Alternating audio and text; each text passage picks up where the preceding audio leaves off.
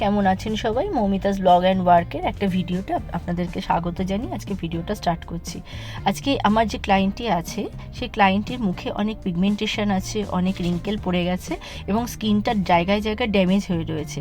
সেই কোথায় কোথায় ড্যামেজ হয়ে রয়েছে এবং তার কি কি প্রবলেম হচ্ছে, কোথা থেকে বেশি অয়েল সিক্রেশন হচ্ছে, কোথা থেকে কম হচ্ছে। কারণ হচ্ছে আমাদের ফেসের মধ্যে সব জায়গা থেকে সমানভাবে অয়েল সিক্রেশন হয় না, তাই যেখানে যেখানে বেশি হচ্ছে, যেখানে স্কিনটা ড্যামেজ হয়ে রয়েছে সব আমি টেস্ট করে দেখিয়ে দিচ্ছি এবং আমার যে মানে মাইক্রোস্কোপ রয়েছে সেই মাইক্রোস্কোপের দ্বারা আমি তাকে দেখিয়ে দিচ্ছি স্কিনের ভেতরে, মানে স্কিনটাকে অ্যানালাইসিস করছি, করে নিয়ে আমি দেখিয়ে দিচ্ছি যে কোথায় কোথায় স্কিনে প্রবলেম হয়েছে এবং তার জন্য কি কি করতে হবে।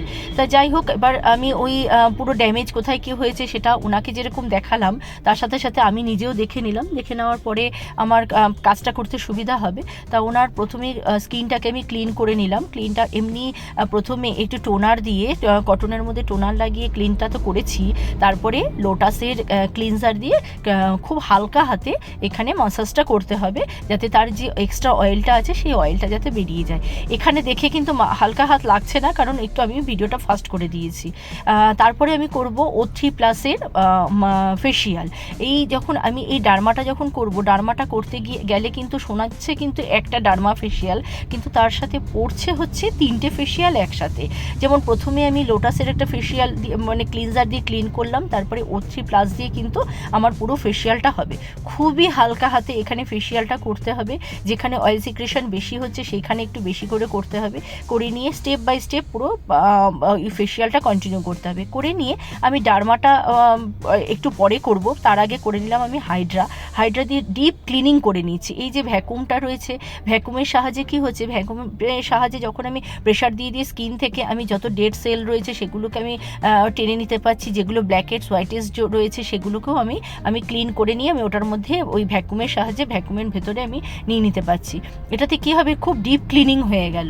প্রথমে আমাকে স্কিনটা প্রিপেয়ার করতে হবে। যে কোনো কিছু সবাই জানো যে মেকআপ করো বা পার্লারের কোনো কাজ করো বা স্কিনের কোনো ট্রিটমেন্ট করো, প্রথমে কিন্তু স্কিনটাকে আগে প্রিপেয়ার করে নেওয়া দরকার। যাই হোক, ভ্যাকুম করা হয়ে গেল, স্কিনটা মোটামুটি একটা স্টেজে চলে এলো। তারপরে কি করতে হবে, তারপরে আমাকে ডার্মা ইউজ করতে হবে। স্কিনটাকে একটু ড্রাই করে নিতে হবে। ড্রাই করে নিয়ে তারপরে ডার্মা মেশিনটা চালাতে হবে।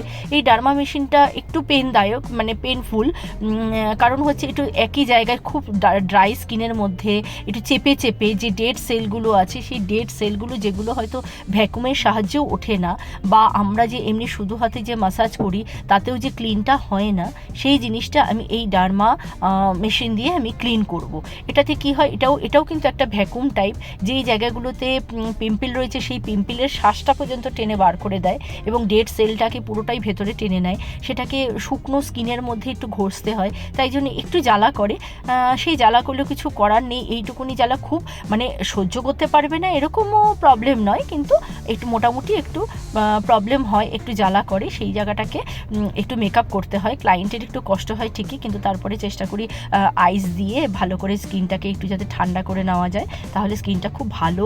যদি আমার এই ডার্মাটা যদি ভালো হয় তাহলে পরের যে স্টেপগুলো আমি দেবো, জেল মাসাজ দেবো, ক্রিম মাসাজ দেবো, তারপরে যে আমি মানে হাইড্রার যে স্টেপগুলো রয়েছে সেগুলো যে আমি ইউজ করব, সেই মেশিনারিগুলো যে ইউজ করব, প্রত্যেকটা খুব ভালোভাবে কাজ করবে।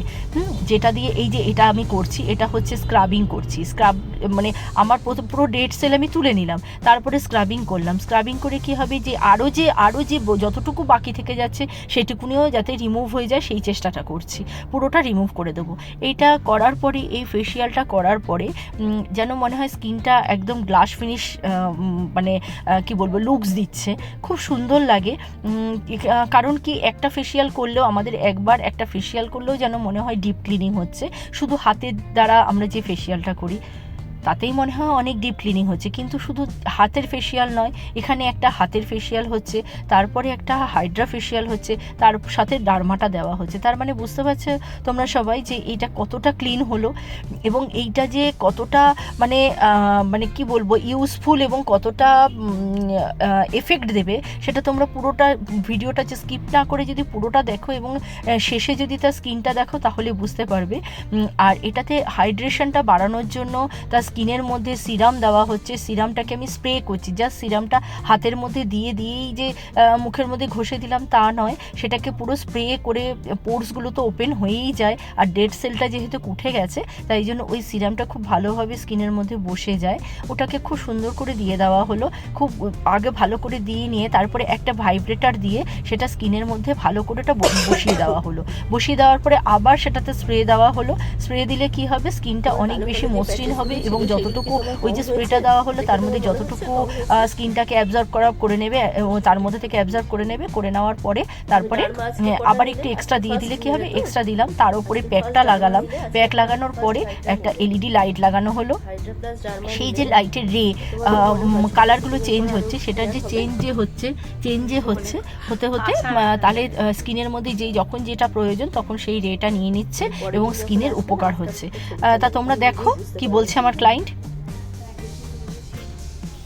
হ্যাঁ, আগের দিন তো ওকে আমি বলেছিলাম ছবিটা পাঠানোর জন্য, আজকে নেওয়া হয়নি। ক্লায়েন্টের মুখ থেকেই তোমরা রিভিউটা শুনতে পেলে, তার প্রথম সিটিংয়ে তাও তার নিজেরই মনে হচ্ছে হালকা হালকা কমেছে। যাই হোক, তাহলে আজকে এই পর্যন্তই রইলাম, পরের দিন আবার আসবো আরেকটা ভিডিও নিয়ে। তোমাদের যদি ভালো লেগে থাকে আমার এই ভিডিওটা তাহলে একটা লাইক করে দিও, আর যদি কিছু তোমরা জানতে চাও তাহলে কমেন্ট সেকশানে আমাকে জানিও কমেন্ট করে। আর যদি আরও বেশি ভালো লেগে থাকে তাহলে প্লিজ প্লিজ প্লিজ তোমরা একটু শেয়ার করো। তা চলো, ততক্ষণ পর্যন্ত টাটা, বাই বাই, সবাই ভালো থেকো, সুস্থ থেকো, সাবধানে থেকো, টাটা। দেখা হবে পরের একটি ব্লগে, বাই।